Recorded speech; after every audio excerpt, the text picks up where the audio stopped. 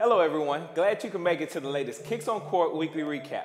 I'm your host George Kill, and coming up, we'll discuss the return of T-Mac, Derrick Williams' 13th day of flight, and the Mardi Gras. We'll also let you in on our one-on-one exclusive interview with DeAndre Jordan. All that and more in today's Kicks on Court weekly recap. This is DeAndre Jordan with the Los Angeles Clippers, and you're watching Kicks on Court. Is T-Mac back? Not really.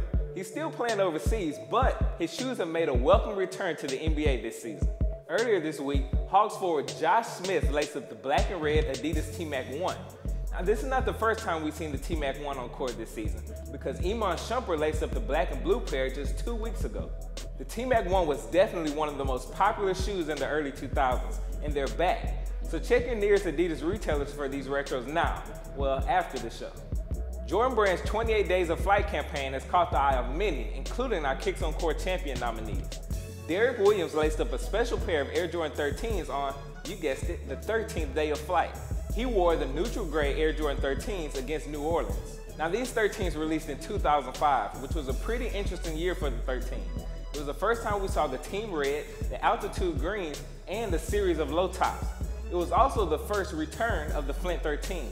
Let's just put it like this, Derrick Williams' closet appeal points are sky high right now.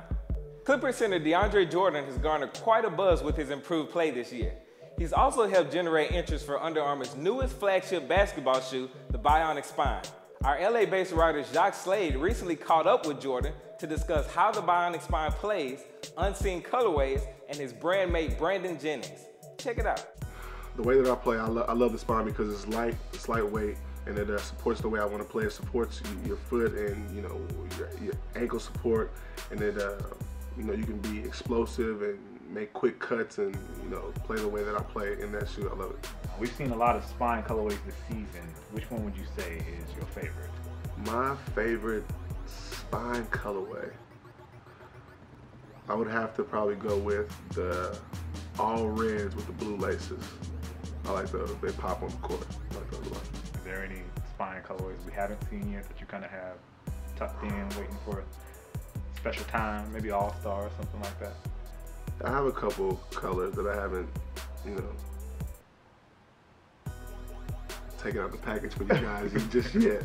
But on the road, coming up, I have some all black ones with some blue laces.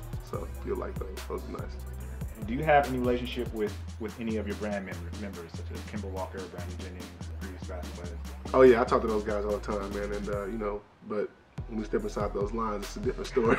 It's a different story. I got to make my shoe outshine yours. But we're, like I said, Under Armour's a young, up and coming.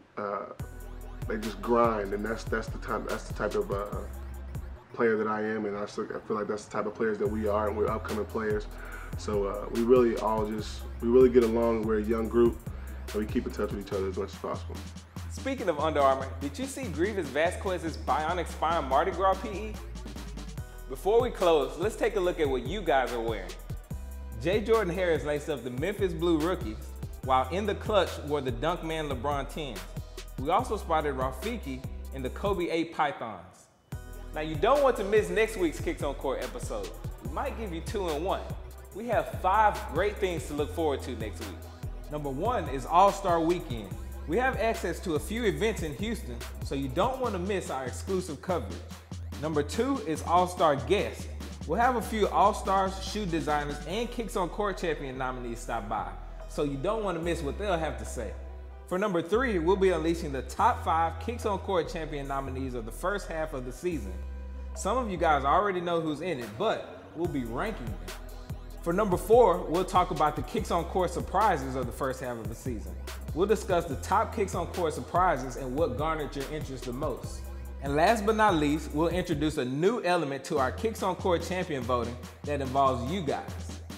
Trust me, you don't want to miss next week. Stay tuned. Until then, your host, George Kill.